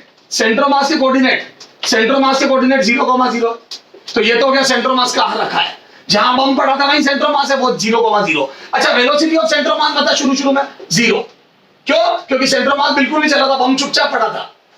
फटेगा तब देखेंगे, अभी तो चुपचाप पड़ा है ना। Hello yes sir. तो सेंटर ऑफ मास कहां रखा है, कोई दिक्कत नहीं। सेंटर ऑफ मास की वेलोसिटी कितनी मानूं, 0, कोई दिक्कत नहीं क्योंकि मोमेंटम 0 है, ठीक है। अच्छा एक्सटर्नल फोर्स बता सेंटर ऑफ मास पे कितना लग रहा है, बम ब्लास्ट के दौरान फोर्स कितना लगा, 0, बाहर से थोड़ी लगा, वो तो अंदर इंटरनल फोर्स था। जो भी ब्लास्टिंग हुई वो सब अंदर की बातें थी, तो वो तो सेंटर ऑफ मास पे नेट एक्सटर्नल फोर्स भी 0 है। बोलो अच्छा ठीक है। अब अगर फोर्स 0 है तो क्या मैं बोल दूं सिस्टम पे सेंटर ऑफ मास पे फोर्स 0 है एक्सटर्नल, तो बोल दूं मोमेंटम कितना रहेगा, मोमेंटम ऑफ सेंटर ऑफ मास बराबर कांस्टेंट रहेगा। अरे बोलो, मैं बोल दूं सिस्टम का सेंटर ऑफ मास का मोमेंटम कांस्टेंट रहेगा, बोलो। सिस्टम के सेंटर ऑफ मास का मोमेंटम कांस्टेंट रहेगा, तो बोल दूं मोमेंटम विल बी कांस्टेंट, और मोमेंटम कांस्टेंट रहेगा तो मैं बोल दूं 0 रहेगा। कांस्टेंट का मतलब 0, कांस्टेंट मतलब 0, क्योंकि 0 रहेगा, 0 है तो 0 रहेगा, कांस्टेंट का मतलब हुआ, ये मतलब हुआ। तो शुरू में 0 था तो 0 ही रहेगा, 0 है 0 रहेगा, क्यों? क्योंकि कोई फोर्स नहीं लगा। अब मेरे को हिंट मिल गया 0 रहेगा, तो मैं बोल दूं अगर एक मास ऊपर जा रहा है 16 के मोमेंटम से, तो इसका मोमेंटम 16 ऊपर है, एक आगे जा रहा है 12 के मोमेंटम से, तो मैं बोल दूं पी एक्स पी वाई है 16 और पी एक्स है 12, एक्स डायरेक्शन का मोमेंटम है 12 और वाई डायरेक्शन का मोमेंटम है बच्चों 16। Hello, yes sir. तो क्या मैं बोल दूं ये जो तीसरा मास है, ये जो तीसरा मास है जिसकी वैल्यू मुझे निकालनी है, क्या मैं बोल दूं उसका नीचे की तरफ मोमेंटम 16 होना चाहिए और पीछे की तरफ 12 होना चाहिए, ताकि पीछे वाला पीछे आगे वाले को काट दे और नीचे वाला ऊपर वाले को काट दे। क्या समझ में आ गई? इसका मोमेंटम नीचे 16 और इधर 12 होगा। Hello yes sir. बच्चों, मैं तो एक ही मकसद से काम कर रहा हूं कि सेंट्रो मास अगर शुरू में रेस्ट पे था और बाहर से कोई पंचायती नहीं हुई तो सेंट्रो मास रेस्ट पे रहेगा। अब समझ में आई सेंट्रो मास का मोशन कितना आसान होता है। सेंट्रो मास रेस्ट पे था, रेस्ट पे रहेगा। 3 पार्टिकल टूटो चाहे 10 पार्टिकल टूटो, सेंट्रो मास का वेलोसिटी 0 रहेगी। Hello, yes sir. मेरा जैसा आदमी पता है क्या क्वेश्चन पूछेगा? एक बम से ओरिजिन में पड़ा है, ये ब्लास्ट होता है 100 इक्वल पार्ट्स में बढ़ जाता है, तो बताओ सेंट्रो मास की वेलोसिटी क्या है? 100 अनइक्वल पार्ट में बढ़ जाता है सेंट्रो मास की वेलोसिटी, तो मैं बोल दूं 0। 0 थी 0 रहेगी, कितने ही पार्ट में बटो। हेलो, यही तो क्वेश्चन पूछा था 2000 कौन सा बताया था मैंने, वो 2010 का क्वेश्चन याद है? दोनों म्यूचुअल इंटरेक्शन से पास आ रहे, तो बताओ जब स्पीड v और 2v होगी तो वेलोसिटी बताओ। अरे 0, मूर्ख बना रहे हैं, शुरू में 0 थी तो 0 ही रहेगी। तो मैं बोल दूं ये चाहे कुछ भी दे दे, अगर शुरू में वेलोसिटी 0 थी तो 0 ही रहेगी, अगर एक्सटर्नल फोर्स नहीं लग रहा तो खत्म। हेलो, तो आ जाओ। तो मैं बोल दूं ये 12 मोमेंटम है, ये 16 है, तो मैं बोल दूं इसका मोमेंटम कितना आ जाएगा? P net. तो मैं बोल दूं पी नेट बराबर P X square plus P Y square का रूट अंडर, और तो बोलो तो 16 का स्क्वायर 12 का स्क्वायर प्लस 16 का स्क्वायर, 12 का स्क्वायर प्लस 16 का स्क्वायर का रूट अंडर बराबर एम बी। तो मैं बोल दूं 4m। तो यहां से आ जाओ m बराबर कितना आ जाएगा? तो मैं बोल दूं यहां से कॉमन ले लो 4, तो मैं बोल दूं 4 यहां से कॉमन लो ना 4 का स्क्वायर, तो मैं बोल दूं इधर 4m है, यहां से 4 का स्क्वायर कॉमन ले लो तो 4 बार आ जाएगा, और 4 कॉमन लिया तो 3 का स्क्वायर प्लस 4 का स्क्वायर आ जाएगा। थोड़ा आसान हो गया ना? देखो, अरे 4 कॉमन ले लिया यार स्क्वायर के अंदर से, तो 12 में से 4 कॉमन गया तो 3 बचा, 16 में से 4 गया तो 4 बचा, और 4 का स्क्वायर कॉमन है कि 4 बन गया, 4 से 4 घट गया, तो मेरा तो m बराबर 5 किलो आ गया। खत्म। हेलो, अब समझ में आया सेंट्रो मास के मोशन पे कैसे सोचते हैं? Yes sir. करो, नोट करो।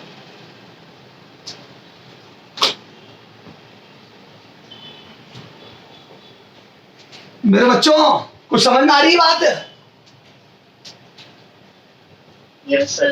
लास्ट कंसेप्ट पे क्वेश्चन करा रहा हूं, तो सेंट्रो मास का मोशन का एनालिसिस भी करवा दिया मैंने, सेंट्रो मास निकालना भी सिखा दिया हर तरीके से, m1 x1 m2 x2 से भी सिखा दिया, x dm के इंटीग्रेशन से भी सिखा दिया, और मैंने m1 r1 plus m2 r2 से भी सिखा दिया। ओके, ऐसे ही अगर वो वेलोसिटी दे देगा वेक्टर फॉर्म में तो कर लोगे m1 v1 plus m2 v2 upon m1 plus m2 से सेंट्रो मास की वेलोसिटी वेक्टर फॉर्म में मोमेंटम निकाल लेना। Hello, yes sir.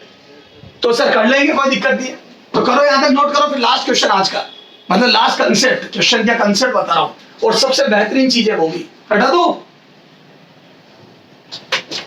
चलो Yes, सर, sir. लास्ट बच्चों, लास्ट के 10 मिनट। अब इधर आ जाओ, इधर सुन मेरे बच्चे, हाँ इधर देख। देखो बच्चों, यार एक बात बता, एक नाव है, बहुत कॉमन क्वेश्चन है पूछे जाने वाला, एक बोट है, बोट से थोड़ा सही रहता है, पानी में पड़ी है, उससे क्या फील आ जाती है फ्रिक्शन 0 की, है ना? ये पानी में एक मेरे जैसा पतला आदमी है, सर आपके पैर बोट से बाहर जा रहे हैं, ठीक, ये है पतला आदमी मेरी तरह। सर आप पतले हो, एक बार देखो, हाँ, और ये रहा आप जैसा मोटा व्यक्ति, क्योंकि आपको मेरे ऊपर हंसी आई थी तो मैंने आप जैसा भी व्यक्ति बना दिया। ठीक है, ये बहुत कॉमन क्वेश्चन है। ये दोनों नाव में खड़े हैं और नाव की सरफेस साफ है, आदमी का पैर और नाव की ऊपर वाली सरफेस के बीच में फ्रिक्शन है, लेकिन पानी और नाव के बीच में फ्रिक्शन 0 ले लो, स्मूथ ले लो। अच्छा सुनना, और ये डिस्टेंस ले रहा हूं बच्चों में 12 मीटर, ये चलो हाँ 12 मीटर, ठीक है। ये आदमी है 10 kg का मान लो, अरे मेरे हिसाब से 20 kg, 10 kg and 20 kg। Sir हमारे कंसेप्ट आपने बहुत तगड़े कर दिए, वैसे भी आप कुछ भी पूछो हम जवाब दे देंगे। क्या अभी बिना पेन चलाए सेंटर ऑफ मास निकाल दोगे? ए वाई कोऑर्डिनेट भी एक्स कोऑर्डिनेट, हाइट वाइट पे बच जाओ, एक्स कोऑर्डिनेट। तो बताओ सेंटर ऑफ मास कहां लाई करेगा एक्स डायरेक्शन में? तो मैं एक लाइन बना रहा हूं, ये है ना, ये ब्लू कलर की लाइन।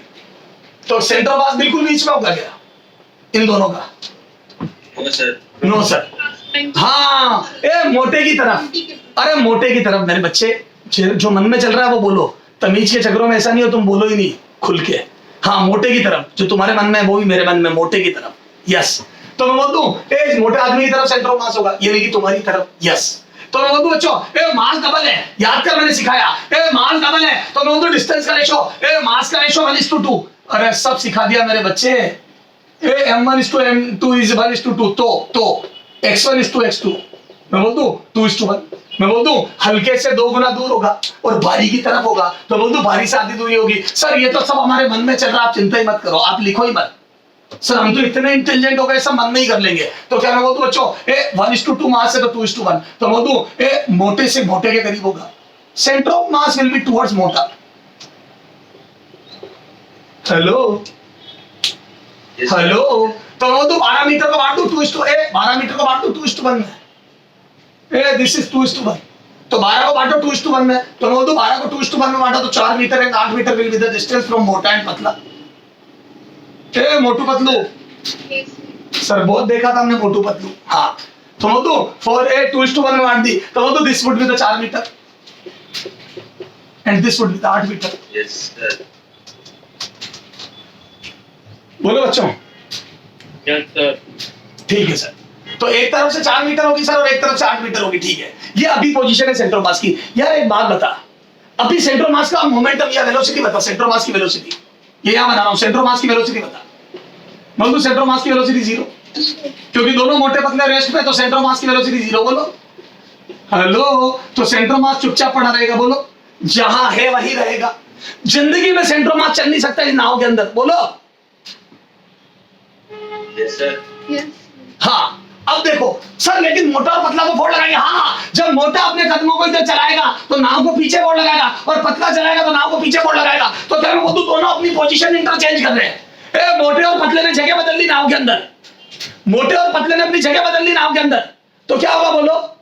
अभी कुछ नहीं, सुनना, अब नाव को मत सरकाओ, जबकि नाव सरकेगी, क्योंकि सेंटर ऑफ मास यही रहेगा। मोटे और पतले जो फोर्स लगाएंगे, सेंटर ऑफ मास नहीं हिल सकता, क्योंकि एक्सटर्नल फोर्स नहीं है, मोटे और पतले का फोर्स इंटरनल है। नाव प्लस मोटा प्लस पतला पर कोई एक्सटर्नल फोर्स नहीं है। इस सिस्टम पर एक्सटर्नल फोर्स 0 बच्चों। तो बोल दूं ए सिस्टम का मोमेंटम हमेशा 0 ही रहेगा, क्योंकि इनिशियल 0 था। सिस्टम का मोमेंटम कांस्टेंट रहेगा, कांस्टेंट। और मैं बोल दूं कांस्टेंट में इनिशियल अगर 0 था, पूरे सिस्टम का मोमेंटम तो फाइनल भी 0 होगा। तो बोल दूं ए वेलोसिटी सेंटर ऑफ मास की 0 थी, 0 है, 0 रहेगी, क्योंकि कोई एक्सटर्नल फोर्स तो लग नहीं रहा। बोलो बच्चों, तो मैं बोल दूं सेंटर ऑफ मास यही का यही मिलेगा। Yes sir.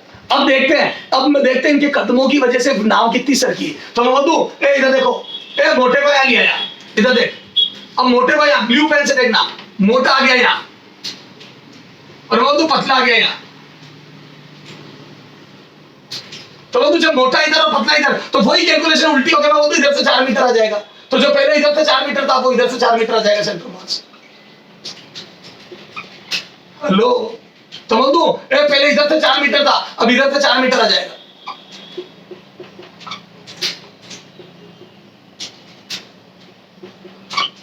बोलो। Yes sir. लेकिन ऐसा कैसे हो सकता है सेंटर ऑफ मास लेफ्ट में शिफ्ट हो जाए? नहीं, सवाल ही पैदा नहीं होता। तो बोल दूं सेंटर ऑफ मास तो यही कहीं रहेगा। तो बोल दूं ए टोटल 12 मीटर दूरी थी, पहले इधर से 4 था, अब इधर से 4, तो मैं बोल दूं बीच में गैप 4 का रह गया। ए 4 ये 8, तो 4 का गैप, तो बोल दूं सेंटर ऑफ मास यानी कि पूरी नाव राइट साइड में 4 शिफ्ट हो जाएगी। हेलो, अरे सेंटर ऑफ मास को वही रखने के लिए नाव शिफ्ट हो जाएगी।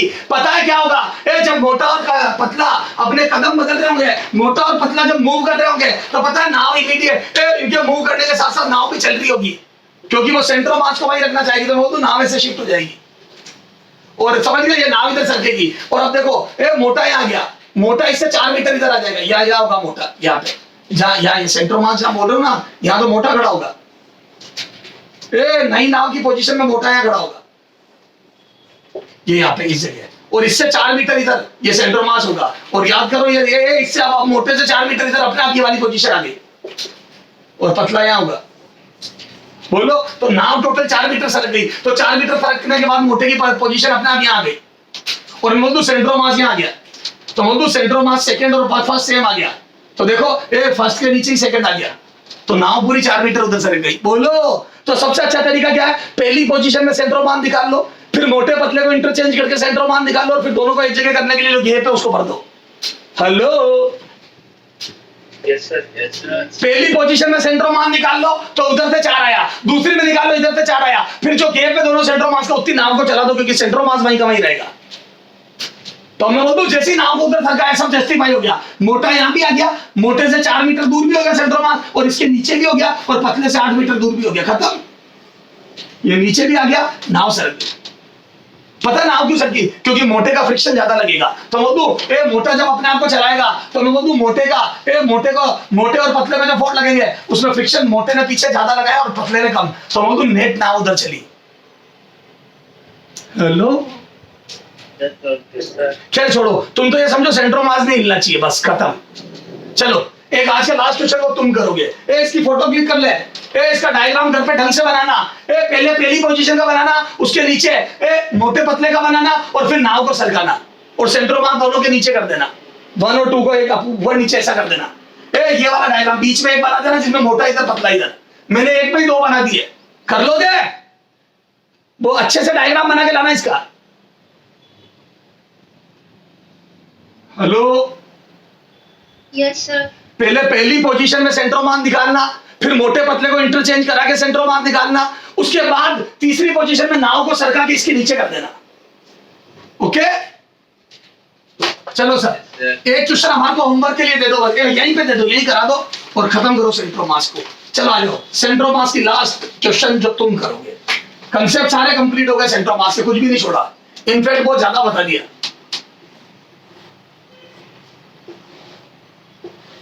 हाँ,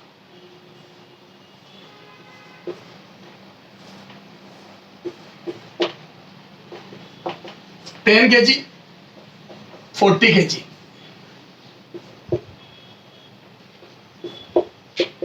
10 मीटर। चलो दोनों ने ये नाव पानी में खड़ी है।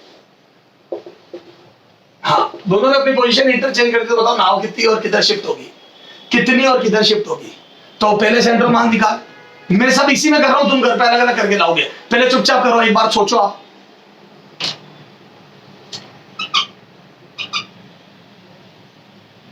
हाँ बताओ, सेंट्रोमान मोटे की तरफ पतले की तरफ? इधर मोटे की तरफ। हाँ, अब तुम कैसे काम करोगे एग्जाम में बता रहा हूं। मोटे की तरफ कितना दूर?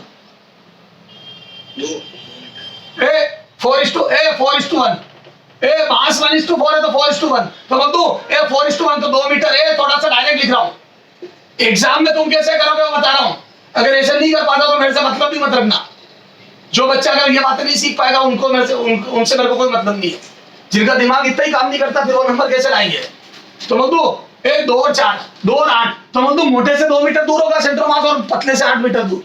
बोलो, Yes sir. ये पहली पोजीशन है। अच्छा, जब दोनों अपनी पोजीशन इंटरचेंज कर लेंगे तो वो मोटा इधर आ जाएगा, तो वो डायरेक्ट लिखा इधर से 2 मीटर आ जाएगा। जब पोजीशन इंटरचेंज कर लेंगे तो सेंट्रोमास की सेकंड पोजीशन यहाँ आ जाएगी। वो मैं बोल दूं ये 2 मीटर हो जाएगी। Yes sir. मैंने यही तो बोला, तुम अलग अलग डायग्राम बनाना। अभी यहाँ समझ ही नहीं आएगा सर ने क्या करा है, तो बोल दो सेकंड पोजीशन बनाई है सर ने। जब मोटा और पतला इंटरचेंज कर लेंगे पोजीशन तब की पोजीशन है। तो बोल दो पहले इधर से 2 मीटर दूर था, अब इधर से 2 मीटर दूर हो गया। Hello, Yes sir. Yes sir. पर बेटा सेंट्रोमास तो अलग अलग जगह हो नहीं सकता। क्यों? क्योंकि सेंट्रोमास शुरू में रुका हुआ था तो जिंदगी भर रुका हुआ रहेगा, क्योंकि एक्सटर्नल फोर्स नहीं है। तो वो सेंट्रोमास यहीं का यहीं रहेगा, और इसको यहीं का यहीं रखना। तो ये 2 है, ये 2 है, तो वो गैप 6 का बचा। तो बोल सेंट्रोमास लेफ्ट में, तो नाव पूरी 6 मीटर आगे शिफ्ट हो जाएगी। 6 metre is the answer. Hello, इससे अच्छा तरीका नहीं है काम करने का। This is the best way to calculate या to solve this type of question. अब इसमें नाव का मास भी दे देते, कई बार प्लेन पे खड़ा कर देते। कर लोगे सारे क्वेश्चन? Yes sir. ओके बच्चों, ये मेरी तरफ से सेंट्रोमास कंप्लीट, आप कंप्लीट कर सकते हो। धन्यवाद।